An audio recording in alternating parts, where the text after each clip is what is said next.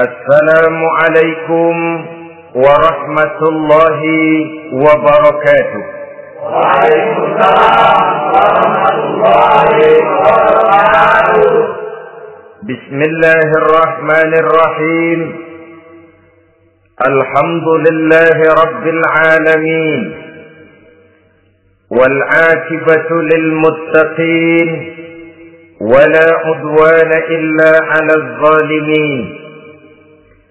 والصلاة والسلام على أشرف الأنبياء والمرسلين سيدنا ومولانا محمد وعلى آله وأصحابه المجاهدين الطاهرين أما بعد. Saudara-saudara kaum muslimin rahimakumullah. Salah satu kelebihan makhluk bernama manusia, yaitu bahwa Allah Subhanahu wa ta'ala menghiasi hidup manusia ini dengan syahwat atau yang lazimnya kita sebut sebagai hawa nafsu.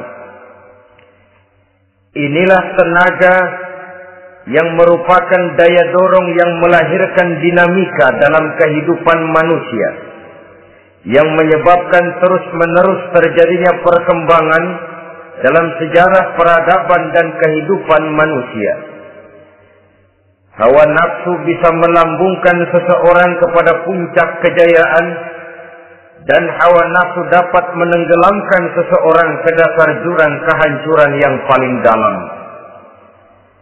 Pada surah Ali Imran ayat 14, Allah Subhanahu wa ta'ala berfirman, A'udzu billahi minasy syaithanir rajim. Zuyyina lin-nasi hubbus syahawati minan nisa'i wal banin wal qanatiril muqantarati minadh dhahabi wal fiddah wal khaylil musawwamati wal an'ami wal harth. Dzalika mata'ul hayatid dunya. Wallahu indahu husnul ma'ab. Mari kita perhatikan ayat ini lebih dekat lagi. Allah Subhanahu wa ta'ala menjelaskan, Zuyyina lin-nasi hubbus syahawat. Makhluk manusia itu dihiasi dengan hawa nafsu. Dengan kata lain, hawa nafsu adalah perhiasan. Manusia tanpa hawa nafsu sama saja dengan orang yang tidak berhias, monoton, tidak mempunyai perkembangan dalam gerak kehidupannya. Tetapi kalau hawa nafsu adalah perhiasan, maka jika kita berbicara soal perhiasan, ada dua hal yang harus menjadi catatan pokok. Pertama, kapan satu perhiasan boleh kita pakai? Yang kedua, di mana perhiasan itu harus kita pakai? Kalau saudara berdandan rapi, pakai sepatu dengan kaos kaki, celana, jas, pakai dasi segala macam, tapi itu saudara lakukan pada saat saudara akan pergi ke WC, maka saudara sudah memakai perhiasan tidak pada waktu yang tepat. Begitupun sebaliknya, kalau jam tangan saudara pakai di kaki, kopiah saudara pasang di kaki, lalu sepatu naik ke atas jidat, maka saudara memakai perhiasan tidak pada tempatnya yang tepat. Demikian juga sifat yang bernama nafsu. kapan dia boleh diperturutkan, di mana dia boleh disalurkan. Adalah tugas daripada agama untuk mengatur syahwat atau hawa nafsu. Lihatlah kehidupan malaikat. Malaikat makhluk yang diciptakan Allah tanpa hawa nafsu. Maka kehidupan malaikat monoton. Malaikat tidak mempunyai peradaban dan kebudayaan.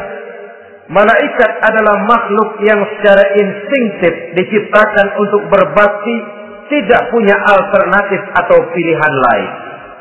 Saudara lihat, ada malaikat yang sejak diciptakan diperintahkan untuk sujud saja sampai sekarang, nggak bangun-bangun. Ada malaikat yang sejak diciptakan diperintahkan untuk tasbih saja, yang lain tidak. Ada malaikat yang sejak diciptakan diperintahkan mencabut nyawa saja urusannya, yang lain tidak.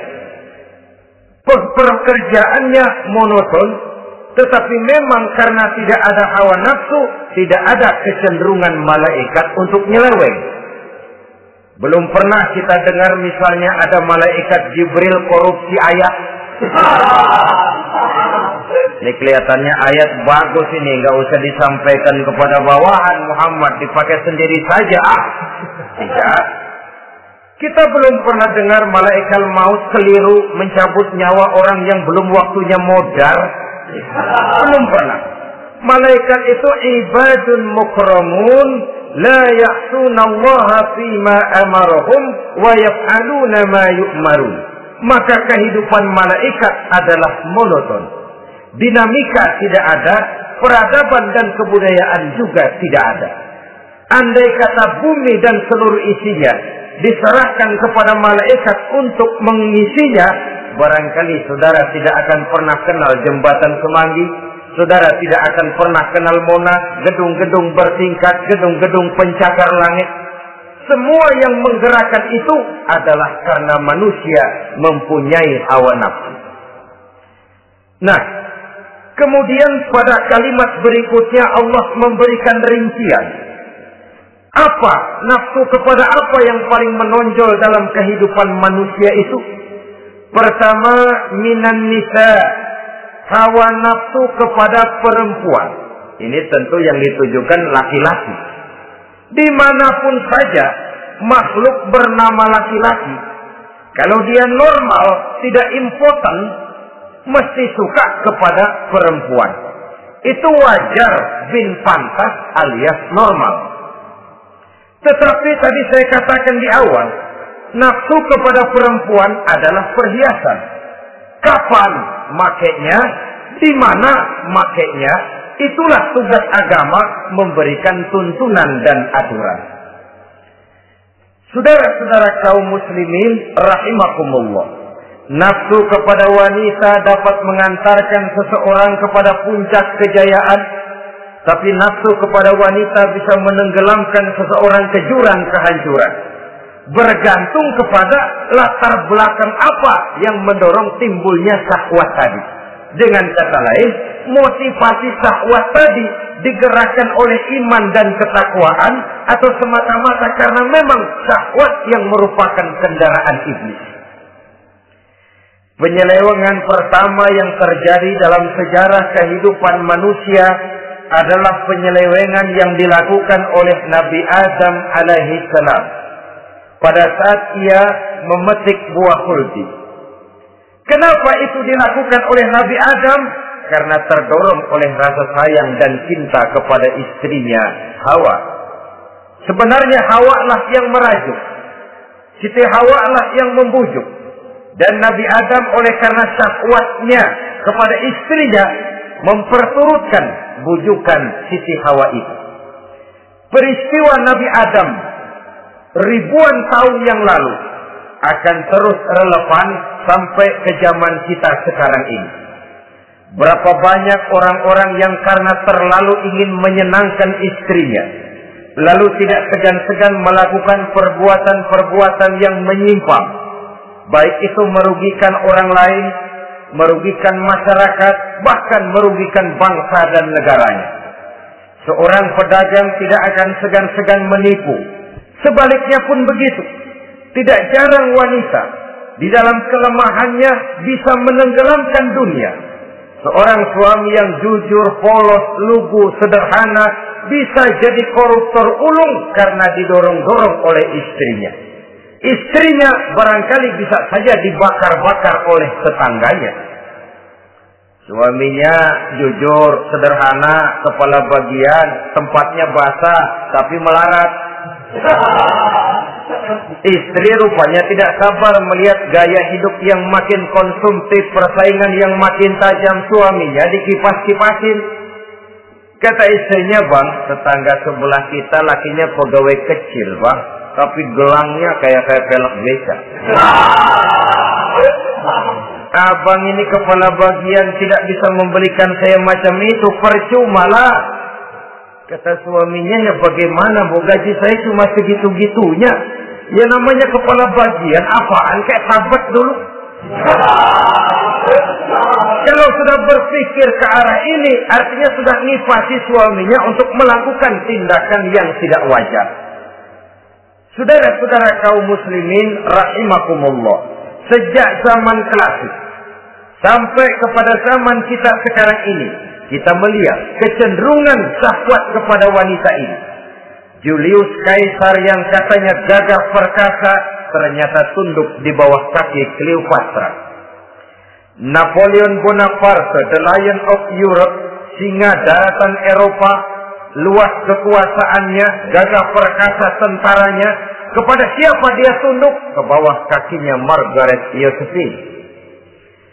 Demikianlah di zaman kita sekarang, kita melihat di Jepang, betapa Perdana Menteri Uno didesak mengundurkan diri dari jabatan Perdana Menterinya oleh karena terlibat skandal dengan geisha. Kita juga melihat di Amerika betapa Senator Gary Hart dari Partai Demokrat yang masih muda, jenius, diharapkan masa depan Amerika lahir dari tangannya, terpaksa mengundurkan diri dari calon presiden oleh karena terlibat skandal dengan donor rights.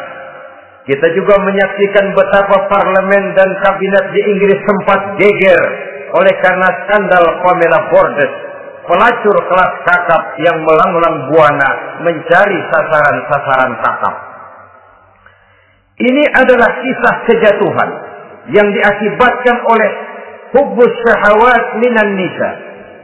Oleh karenanya benar jika Nabi kita menyatakan an-nisa'u imadul bilad, wanita adalah tiang negara. Jikalau baik wanita, baik negara. Jikalau rusak wanita, hancur negara.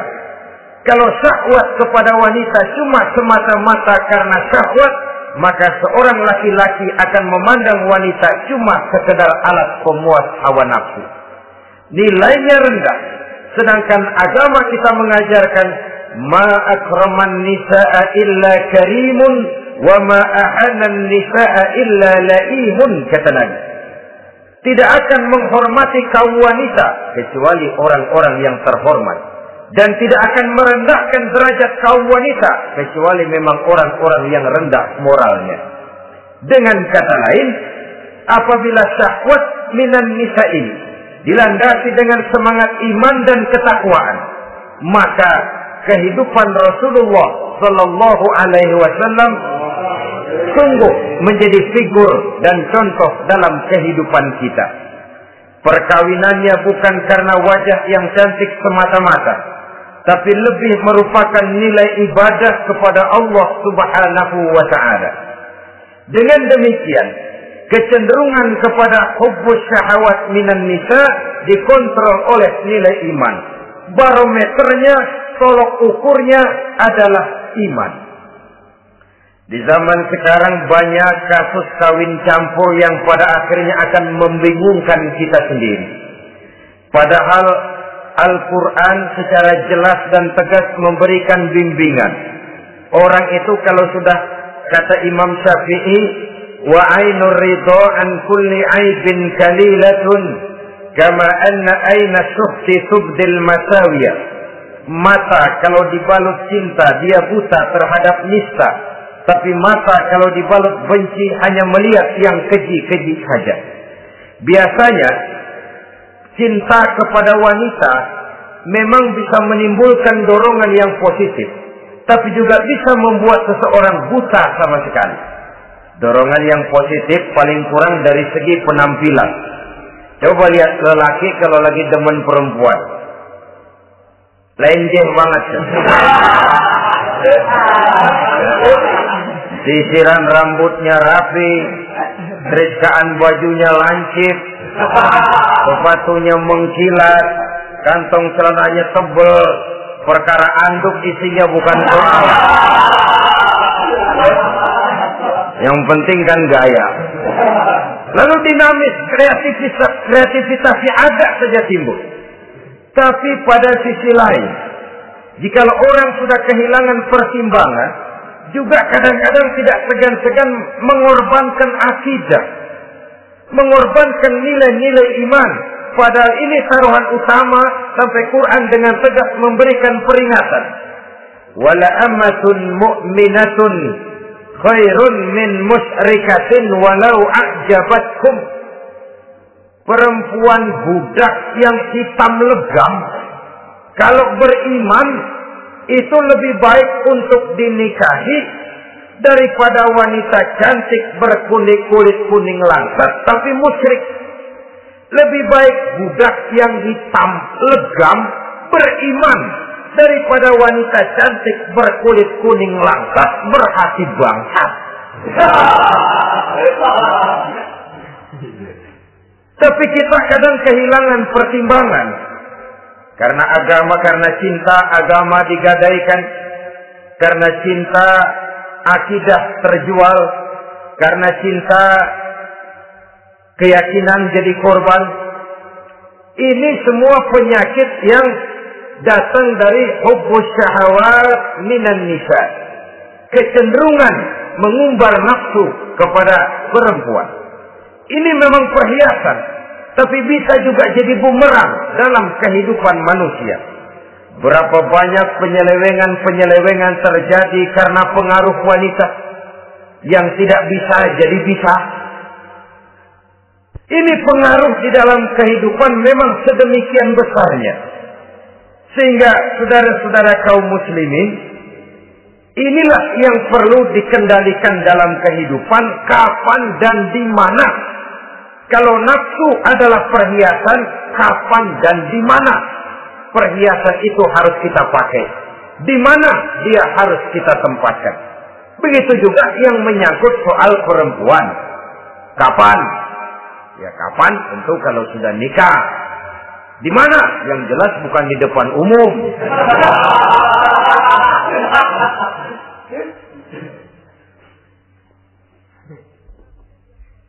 Ini nafsu yang pertama, minan nisa.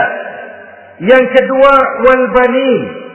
Dihiasi juga manusia dengan kecintaan kepada bani. Makna banin di sini ay al-aulad, anak-anak laki. Kenapa disebut banin, anak-anak laki?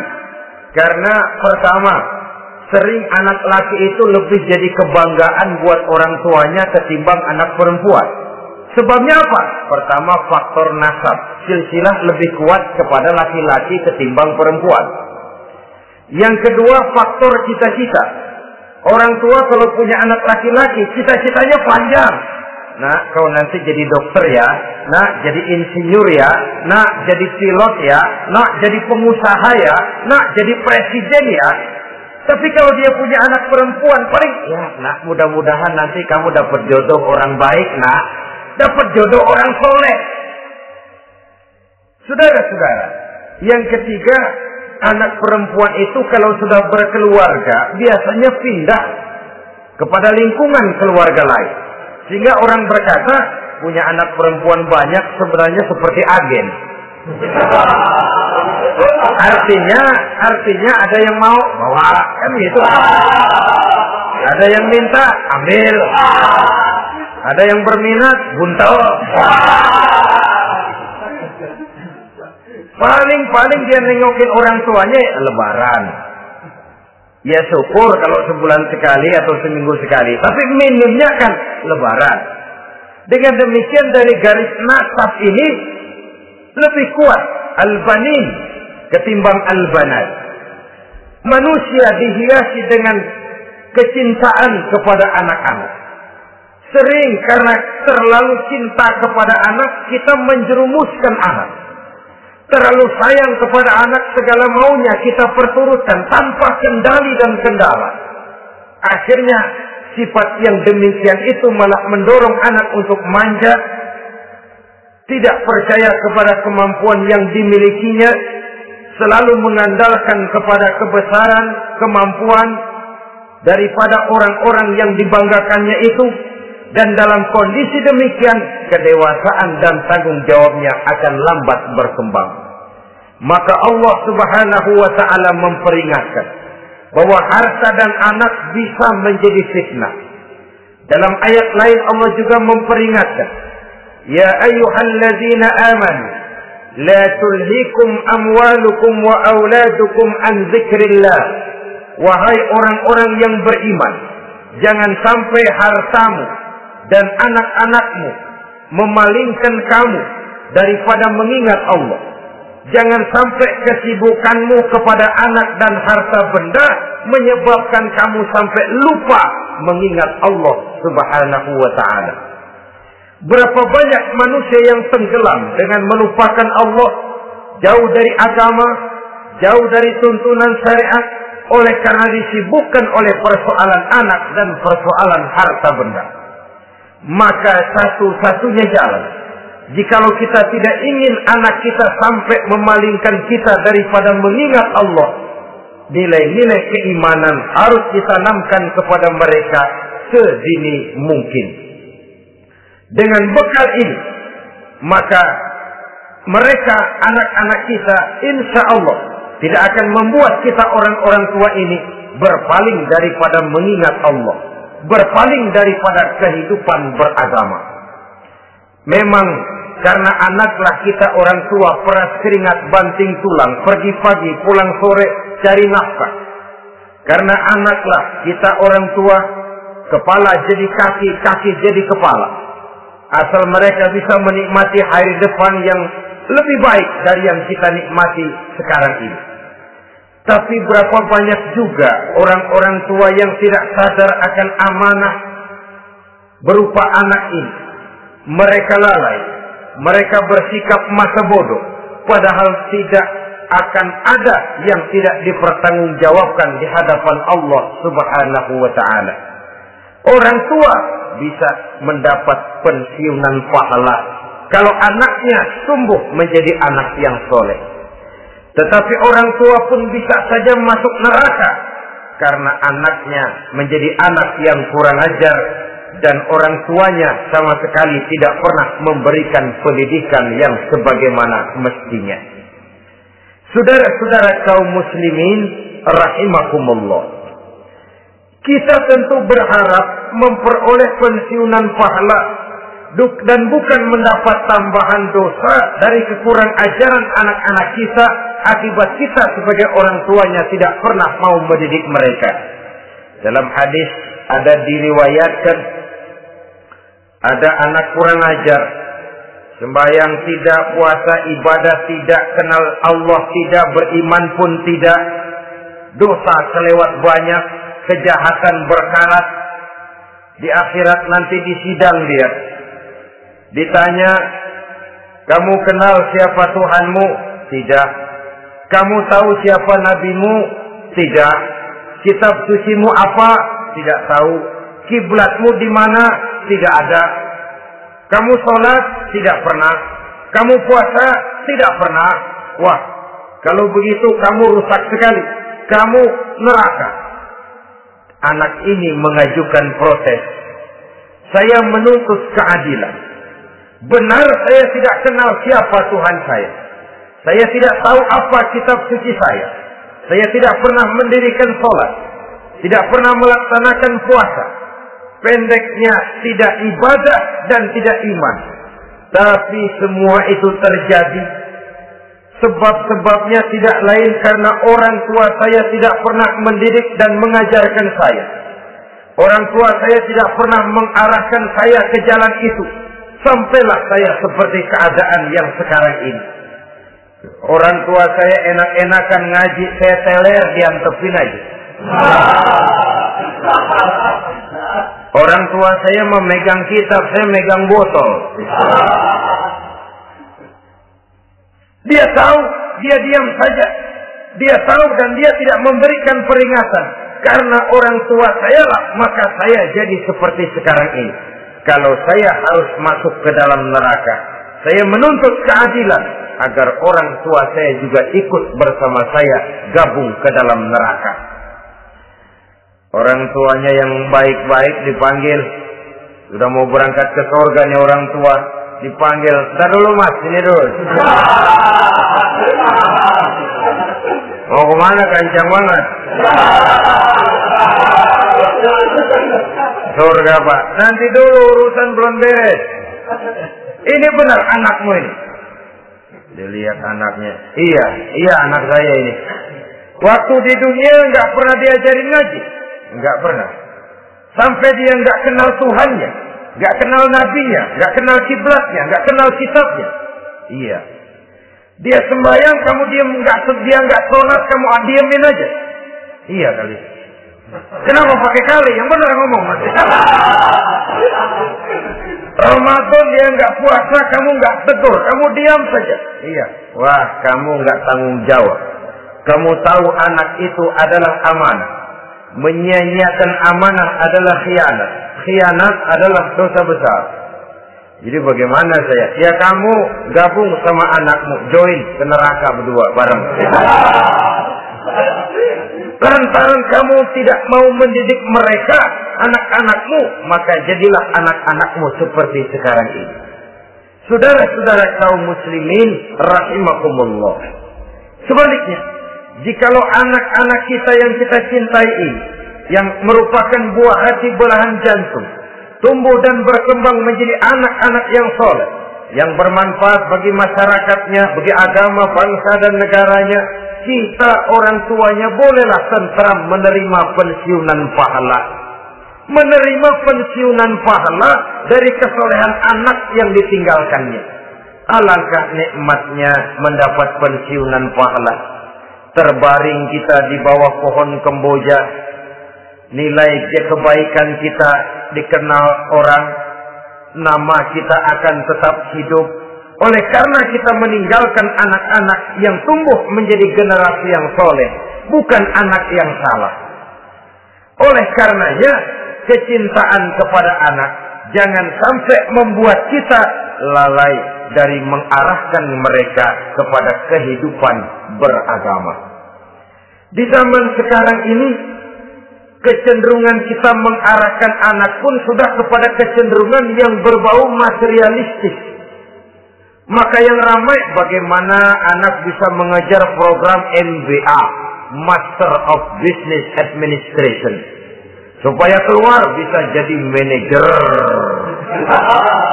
Bagaimana anak lalu kursus komputer, supaya keluar menjadi tenaga yang canggih di bidang komputer. Ya, kalau dia perempuan cantik, bagaimana dia bisa masuk Akademi Sekretaris and Management, supaya bisa jadi sekretaris. Atau bagaimana dia bisa masuk sekolah nyanyi, supaya nanti jadi penyanyi dengan tarik suara, uang lalu mengalir ke dalam kocek jutaan nilainya. Maka yang ramai pun hal-hal yang semacam itu. Dalam pada itu, pengajian, kursus-kursus keagamaan, study club yang membicarakan masalah-masalah agama, ramainya kadang-kadang kalau bulan Ramadan, dianggap training center. Ya lumayan, daripada tidak sama sekali mah lumayan. Tapi dengan demikian ini kan merupakan bagian terpokok dari kehidupan manusia. Alangkah idealnya jika dia mengantongi gelar MBA, Master of Business Administration, tapi punya nilai iman yang tangguh, ahli komputer, tapi punya keyakinan beragama yang mantap. Dan ini harus ditanamkan lebih dahulu sebelum dia menguasai disiplin ilmu yang lainnya. Saudara-saudara kaum muslimin rahimakumullah, kecintaan kepada anak-anak sering mendorong seseorang untuk menimbulkan sifat nepotisme. Segalanya serba garis keturunan. Sejak ia jalur birokrasi sampai ke dalam kehidupan sehari-hari, nepotisme ini bisa terlihat. Orang kehilangan kondisi objektivitasnya. Mampu atau tidak, soal lain. Bidangnya atau tidak, bukan soal. Yang penting masih ada hubungan keturunan. Maka timbullah tumpang tindih untuk sesuatu pekerjaan yang tidak sesuai dengan kemampuan dan keahliannya. Di desa-desa kita melihat masjid, ketua masjid bapaknya, bendahara anaknya, sekretaris mantunya, Bilal besannya, Kolbeduk engkongnya. Pokoknya asal masih ada garis keturunan, masuk. Tidak, minggir. Ini pada akhirnya kurang menciptakan pemerataan kesempatan. Iyalah kalau profesinya, tapi kan jarang yang demikian itu. Kita boleh cinta kepada anak-anak kita, tapi jangan lalu mempergunakan posisi yang kebetulan kita gunakan untuk menempatkan anak-anak kita lebih dari kemampuan yang mereka miliki. Nepotisme yang lahir. Sehingga ini bukan saja tidak mendidik, tapi mengakibatkan terjadinya tumpang tindih. Tidak lagi berprinsip the right man on the right job, bahwa orang harus ditempatkan sesuai dengan keahliannya, tapi kita sudah berpikir subjektif. Ahli atau tidak ahli, asal masih berbau keturunan, ayo silakan. Nepotisme yang akan lahir. Oleh karenanya, mencintai anak adalah sesuatu yang merupakan perhiasan di dalam kehidupan. Wajar, tetapi harus kita menempatkannya sesuai dengan semestinya. Ini yang kedua. Yang ketiga, nafsu yang menghiasi hidup manusia itu adalah nafsu kepada wal qanatiril muqantarati minaz zahabi wal fiddah. Al-qantarah ay al-malul katsir. Kecintaan, kesenangan, nafsu kepada harta benda yang banyak daripada emas dan perak. Ini tentu sesuai dengan situasi dan kondisi. Kecintaan untuk mengumpulkan harta benda yang sebanyak-banyaknya. Baik itu berupa emas, baik itu berupa perak. Ini cuma penyebutan beberapa jenis dari kecenderungan manusia kepada harta benda. Bukankah sering dikatakan orang bahwa manusia di dalam berhadapan dengan harta itu seperti meminum air laut. Makin diminum, makin kering tenggorokan, makin haus kita dibuatnya. Apabila watak ini kita perturutkan, maka manusia tidak akan pernah kenal puas, tidak akan pernah kenal cukup. Nabi kita memberikan peringatan. Lau anna libni Adam wadiyan min zahabin labtagha lahu masalisan wa la yamla'u jawfa ibni Adam illa turab. Andai kata manusia mempunyai dua buah ladang yang seluruhnya berisi emas, akan puaskah manusia? Tidak. Mereka akan cari ladang emas yang ketiga. Wala yamla'u jawfa ibni Adam illa turab. Sungguh mulut manusia ini tidak akan pernah penuh terisi kecuali kalau sudah disumpal dengan tanah. Artinya kalau sudah dia dipendam di liang lahat baru cukup. Tetapi sepanjang dia masih bergerak, masih hidup dan bernyawa, masih bisa berusaha dan berbuat, dia tidak akan pernah mengenal puas. Ini akan mendorong manusia terjebak kepada menghalalkan segala cara untuk mencapai tujuan. Yang penting kaya, kan begitu. Dan cepat. Sebab sekarang orang sering motong kompas. Yang penting kan cepat kaya. Soal cara, kalau jujur aja mah, sampai kapan mau kaya? Perkara itu renten, bukan soal perkara itu judi, tidak jadi masalah. Perkara itu korupsi menyangkut hak orang banyak, bukan soal. Yang penting cepat kaya. Dan anehnya lagi, tidak malu menumpuk kekayaan dengan cara yang tidak wajar. Ya kan orang hidup bermasyarakat tuh bisa dianalisa toh. Emang usahanya apa sih? Gajinya sebulan berapa sih? Kok bisa gitu-gitu bener sih? Dari mana sih?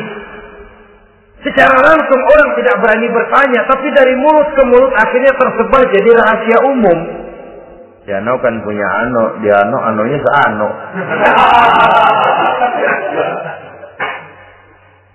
Ini bisa jadi bahan pertanyaan dalam kehidupan, akhirnya jadi gunjingan. Orang sudah tidak terlalu peduli dari mana kekayaan itu diperoleh. Yang penting kaya. Dengan menghalalkan segala macam cara, terjebaklah ke dalam cara-cara mafia, terjebaklah ke dalam cara-cara yang tidak wajar, tidak bijaksana, memperkuat klan dengan menghantam yang lain. Saudara-saudara kaum muslimin rahimakumullah, bahwa manusia punya nafsu ingin kaya itu boleh. Boleh. Agama memberikan tuntunan, memberikan aturan. Tidak hanya sekedar asal kaya, tidak hanya sekedar asal banyak harta. Malahan hadis menyatakan, kalau saudara diberikan umur panjang, pertanyaan akhirat cuma satu kok. Umurmu kau habiskan di mana? Kalau saudara diberikan amanah berupa ilmu pengetahuan, pertanyaan akhirat juga cuma satu kok. Ilmumu kau amalkan untuk apa? Tapi kalau kita diberikan amanah berupa harta benda, pertanyaan akhirat itu dua. Min aina iktasabahu wa fima anfaqahu. Dari mana hartamu kau dapat, kemana hartamu kau belanjakan. Dari mananya ditanya, kemananya juga ditanya. Depan belakang ditanya. Dan kalau mempergunakan harta untuk kesenangan syahwat, orang berani bukan main. Tapi kalau untuk kepentingan agama, yang hakikatnya untuk kepentingan dirinya sendiri, berat seperti nyabut bambu dari ujung. Orang kalau menyumbang masjid 100.000, itu kan zahirnya memberikan panitia masjid. Tapi hakikatnya kan dia nabung buat dirinya sendiri. Seolah-olah dia cuma berkata, Pak, tolong saya titip 100.000, ini untuk kepentingan saya di akhirat nanti. Silakan uangnya mau dibelikan semen, pasir, kaca, pintu, jendela, silakan. Saya cuma titip, ini untuk saya di akhirat nanti. 100.000 Pak. Zahirnya dia memberikan kepada panitia masjid, madrasah, pesantren, yatim piatu. Hakikatnya dia nabung buat dirinya sendiri di akhirat. Malah tabungan ini bukan SDSB namanya, SDBS. Sumbangan dana berhadiah surga. Itu SDBS namanya. Sekarang orang mengejar SDSB, lalu berat mengejar SDBS. Sumbangan dana yang berhadiah surga. Langsung dari Allah subhanahu wa ta'ala. Coba kalau dia main golf, sewa lapangan golf itu 400-500 ribu sebulan. Paling 4-5 kali main. Beli stick golfnya saja sampai jutaan. Datang panitia pembangunan masjid 100. Ini tadi doain masuk surga lagi. Surga 100. Saudara-saudara kaum muslimin rahimakumullah. Kecintaan kepada harta benda yang banyak, baik berupa emas, berupa perak, mendorong orang untuk berlomba-lomba yang Allah peringatkan dalam Al-Quran, Alhaakumus takatsur hatta zurtumul maqabir. Kamu telah lalai akibat kamu berlomba-lomba memperbanyak materi dunia.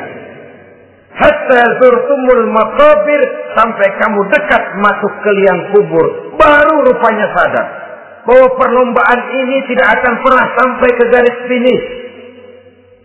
Betapapun jauhnya rally Paris-Dakar, garis finishnya ada. Betapapun hebatnya medan yang ditempuh buatnya gurun pasir Afrika, garis finishnya pasti ada. Itu kan rally yang terbuat di dunia katanya, Paris-Dakar. Tapi garis finishnya ada. Namun jikalau kita berlomba memperbanyak harta, kita tidak akan pernah sampai ke garis finish.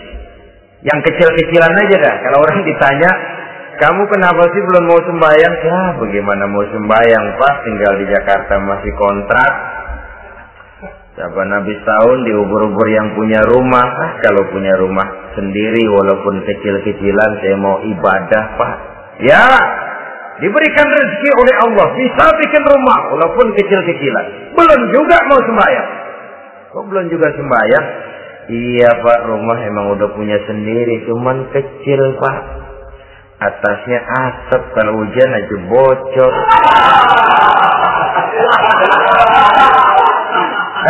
Kalau bisa bikin rumah yang permanen Pak, tenang, saya ibadah, sembahyang saya rajin. Iyalah, diberikan rezeki, bisa bikin rumah permanen. Bagus rumahnya. Lain lagi. Iya, rumah sudah permanen, tembok, kubin. Cuman isinya belum ada Pak, perabotannya. Kalau punya peralatan rumah tangga yang memadai, tenang, saya ibadah. Diberikan juga rezeki, bisa beli perabotan rumah tangga yang lumayan. Di atas tekelnya sudah pakai karpet, mebelnya spaghetti, tempat tidurnya alga spring bed, dan lo-pilo, ada kulkas, ada TV, di sebelah TV ada kunci mobil. Kuncinya mobilnya.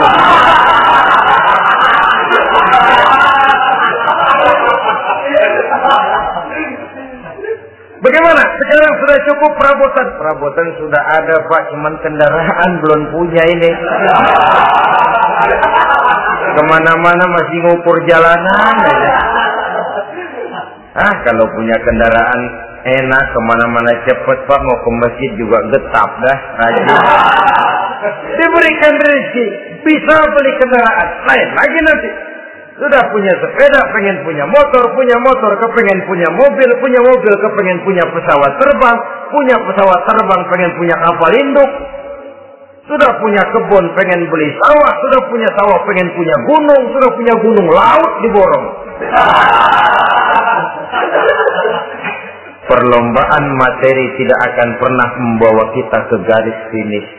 Karena sifatnya sangat abstrak, bahkan akan mendorong kita seperti gurita. Cenderung kepada penyakit tamak bin rakus alias serakah. Dengan demikian saudara-saudara, bahwa kecintaan kepada harta merupakan nafsu, dan nafsu itu adalah perhiasan, dia bisa menjadi daya dorong positif. Kalau dalam upaya memperoleh harta itu kita tidak akan keluar dari tujuan keridhaan Allah. Saya cari nafkah, tapi yang Allah ridho. Saya ingin kaya, tapi dengan cara yang Allah ridho. Ini kunci yang akan menyelamatkan kita manusia dari perangkap menghalalkan segala cara. Ini yang ketiga. Yang keempat, dihiasi manusia itu dengan nafsu kepada wal khailil musawwamah. Kuda yang bagus, kendaraan yang bagus, kuda yang terpelihara. Al-musawwamah ada yang mentafsirkan ar-ra'iyah. Ar-ra'iyah itu yang digembalai. Binatang ternak, kuda yang digembalai atau kuda yang diikat. Artinya, kalau dulu kan yang namanya tuan-tuan tanah itu baru dibilang bejeger kalau kemana-mana naik kuda. Jet set zaman dulu itu. Itu udah kelompok jet set, itu kendaraan. Kalau sekarang baby benda. Dulu mah kuda band.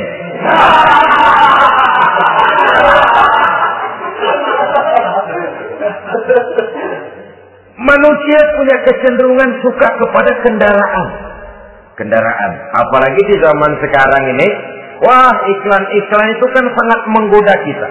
Melayani segala macam bentuk penjualan. Nah, ini lalu terangsang biar duit cekak. Kalau udah ngebaca itu, wah berani banget dah. Tahu duit nggak mungkin cukup, tapi begitu baca melayani segala macam bentuk penjualan dengan fasilitas ringan. Nah, jadi dah. Jadi juga punya mobil, jadi dah. Perkara utang itu bakal nyekek leher, bukan soal.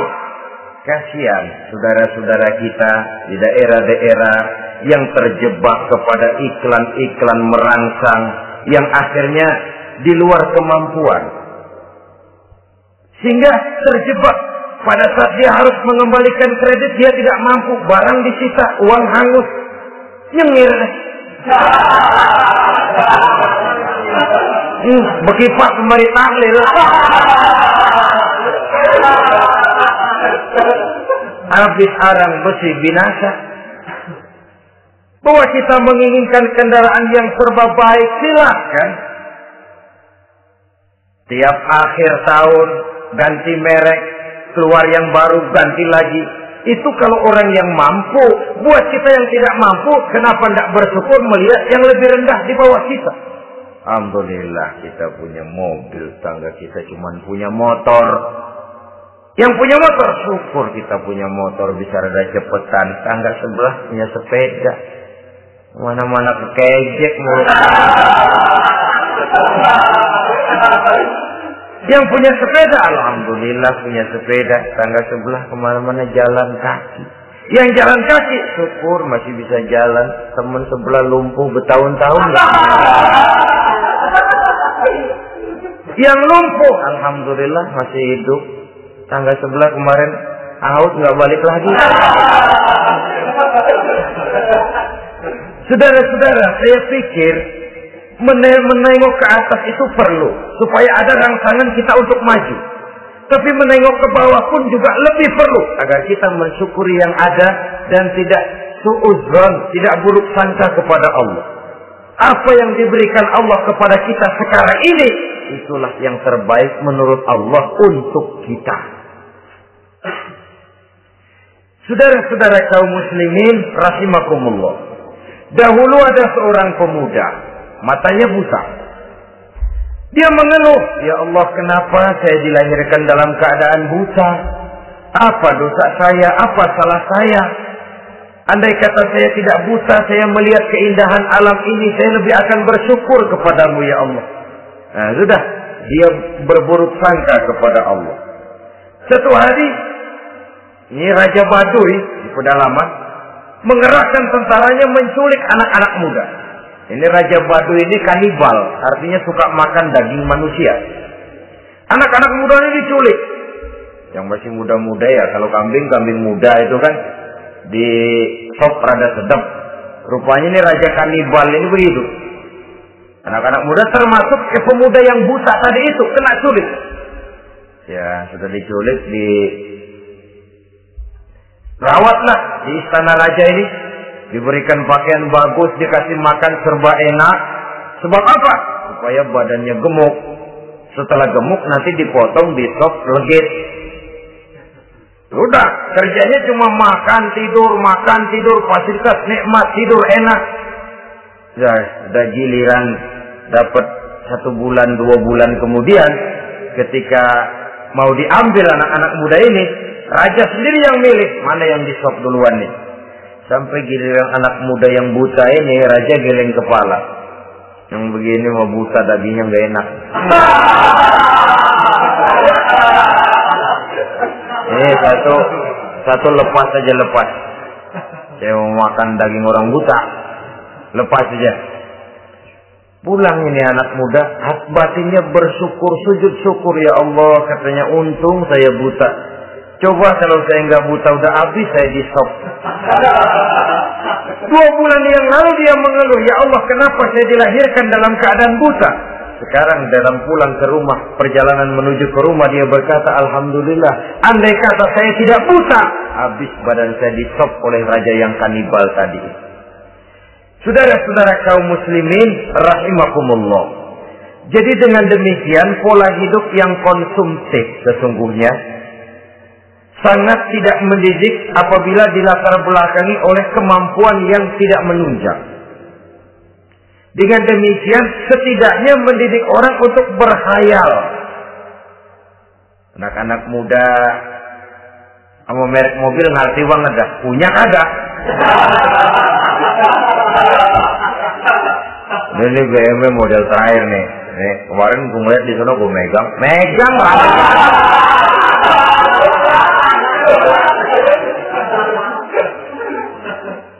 Tulul amal ini kalau tidak diimbangi dengan saluran yang positif, dia akan terjebak kepada penyakit tulul amal, panjang angan-angan. Baiklah ya, wal khailil musawwamah. Yang keempat, yang kelima maksud saya, wal an'am, cinta kepada binatang ternak. Manusia ini kan punya kecenderungan macam-macam. Setelah rumahnya bagus, hartanya banyak, kendaraannya cukup, ingin beternak. Jadilah peternak. Ini kecenderungan manusia, wajar saja sepanjang didapatkan dilakukan dengan cara-cara yang wajar. Wal harth, dan tumbuh-tumbuhan, bertani, bersawah, berladang, itu merupakan kecenderungan daripada manusia.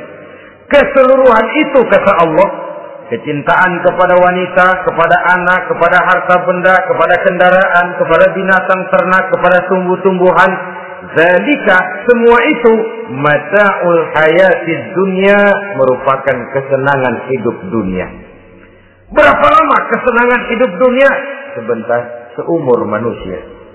Seumur manusia. Bahkan kadang-kadang pada saat dia masih hidup pun orang tidak sepenuhnya sempat menikmati kesenangan hidup dunia. Apabila ajal datang, selesailah kehidupan dunia sampai di sini. Orang-orang kafir, buat mereka surganya di dunia ini. Bila kehidupan di dunia selesai, selesailah sudah surganya sampai di sini. Kesemua itu, kata Allah, merupakan kesenangan daripada kehidupan di dunia. Wallahu indahu husnul ma'ab, dan Allah mempunyai tempat kembali yang sangat baik. Nah, setelah Allah menjelaskan semua itu, pada ayat yang ke-15 Allah memberikan jalan keluarnya. Memperturutkan nafsu kepada wanita, anak-anak, harta benda, kendaraan, binatang ternak. Bijaksanakah itu? Dalam ayat ke-15 surah Ali Imran ini Allah memberikan penjelasan tuntas. Qul a'unabbi'ukum bi khairin min zalikum. Katakan kepada mereka Muhammad, maukah kamu aku beri kabar yang lebih baik dari semua itu? Lebih baik daripada kesenanganmu kepada wanita, kepada anak-anak, kepada harta benda, kepada kendaraan dan sebagainya. Mau kamu aku beritahu yang lebih baik daripada semua itu? Jawaban tentu mau. Kalimatnya bukan ukhbirukum, a'unabbi'ukum. An-naba itu berita yang besar. Lain dengan al-khabar, itu berita biasa saja. An-naba, sehingga pembawa berita disebut nabi. Dari naba yang bi, pembawa berita yang benar. A'unabbi'ukum, maukah aku tunjukkan kepada satu berita yang benar-benar besar dan benar-benar lebih baik dari yang semua disebutkan tadi. Apa jalan keluarnya? Lillazina taqaw 'inda rabbihim jannatun tajri min tahtiha al-anhar. Bagi orang-orang yang bertakwa kepada Allah, mereka akan mendapatkan surga yang di bawahnya mengalir sungai. Khalidina fiha, mereka akan kekal di dalamnya. Wa azwajun mutahharah, dan mereka mendapat istri-istri yang suci. Waridwanum minallah, dan keridhaan daripada Allah subhanahu wa ta'ala. Kalau kamu hai orang-orang yang beriman, kalau kamu hai manusia menyangka bahwa nafsu kepada wanita, anak-anak, mengumpulkan harta benda, kendaraan yang menarik, binatang ternak dan tumbuh-tumbuhan itulah yang lebih baik untuk kesenangan dunia, memang itu kesenangan dunia. Tapi nih, seolah-olah kata Allah, nih, saya kasih tahu kamu, aku beritahu yang lebih baik dari semua itu. Apa? takwa kepada Allah. Kecintaan kepada wanita. Kalau takwa dasarnya, orang nggak amburadul, nggak semrawut, nggak pokoknya gue masal perempuan dan mbak terus. Tapi punya kaidah, punya norma. Demikian juga kepada anak-anaknya. Demikian juga kepada harta benda. Pokoknya asal harta, mau halal, mau haram, tekuk terus saja. Semuanya dilandasi oleh taqwa, lillazina taqaw, oleh ketakwaan kepada Allah. Nah, ketakwaan ini akan menghasilkan apa? Inda rabbihim jannatun tajri min tahtihal anhar. Melahirkan, menghasilkan surga yang di bawahnya mengalir sungai-sungai. Saudara-saudara kaum muslimin rahimakumullah, jika kita menyangka bahwa wanita bisa memberikan kesenangan, iya, kesenangan dunia. Jika kita menyangka bahwa harta benda bisa memberikan kesenangan, iya, kesenangan dunia. Jika kita menyangka bahwa kendaraan bisa memberikan kesenangan, iya, kesenangan dunia. Tapi kita tidak cuma ingin itu. Kita ingin itu semua juga bisa membawa kesenangan akhirat. Caranya landasi dengan takwa. Kesenangan kepada wanita didasari dengan takwa. Maka jangan jadikan wanita cuma sekedar alat pemuas hawa nafsu. Kesenangan kepada anak-anak dilandasi dengan takwa. Maka anak-anak diarahkan kepada jalan yang diridhoi Allah. Kesenangan kepada kendaraan dilandasi dengan takwa, maka kendaraannya selalu mengarah berjalan menuju jalan takwa, diridhoi oleh Allah Subhanahu wa taala. Kalau tidak, tuh mobil selempengan Ancol gancang banget ya. Tapi giliran dihadapin ke masjid, mogok merumahnya. Urusan ngaji ada aja halangannya tuh kendaraan. Tapi kalau untuk urusan maksiat, ngebut benar-benar. Dilandasi dengan ketakwaan. Sehingga dengan demikian, tidak hanya sekedar surga di dunia ini, tapi lebih-lebih di surga di akhirat nanti. Khalidina fiha, kekal. Kalau dunia ini kan zillun zail, bayangan. Hari ini kita jaya, besok kita bangkrut. Siapa yang mau menghalangi? Hari ini kita melambung, besok kita nyungsep. Siapa yang bisa menarik? Tidak kekal, berubah, temporer, relatif. Di sana, kebahagiaan yang dilandasi dengan takwa ini sudah surga, kekal di dalamnya, azwajun mutahharah. Dapat istri-istri yang suci. Suci dalam arti belum pernah dijamah orang lain. Suci dalam arti tidak pernah terkena halangan. Seperti mens misalnya. Baik menstruasi atau mencret, itu tidak. Azwajun mutahharah. Konon makna mutahharah ini ya artinya juga bisa selalu gadis, bidadari. Selalu perawan. Tidak pernah janda. Walaupun tiap hari dipakai. Perawan terus. Dan yang lebih penting, waridwanum minallah, mendapat ridho dari Allah Subhanahu wa taala. Jadi hawa nafsu dengan motivasi takwa, itulah sesungguhnya yang dikehendaki oleh Ali Imran ayat 14 dan 15. Dengan demikian, manusia dengan ketakwaannya mengendalikan hawa nafsu dan bukan malah dikendalikan oleh hawa nafsunya. Sehingga dengan demikian seluruh fasilitas yang dimilikinya, baik itu berupa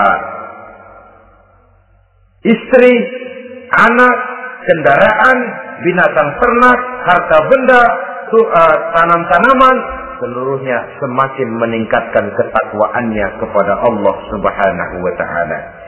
Mudah-mudahan kita bisa mencapai tingkat ini di mana kita hidup mampu dan sanggup mengendalikan nafsu, bukan malah dikendalikan oleh hawa nafsu. Terima kasih dan mohon maaf. Wassalamualaikum warahmatullahi wabarakatuh. Waalaikumsalam warahmatullahi wabarakatuh.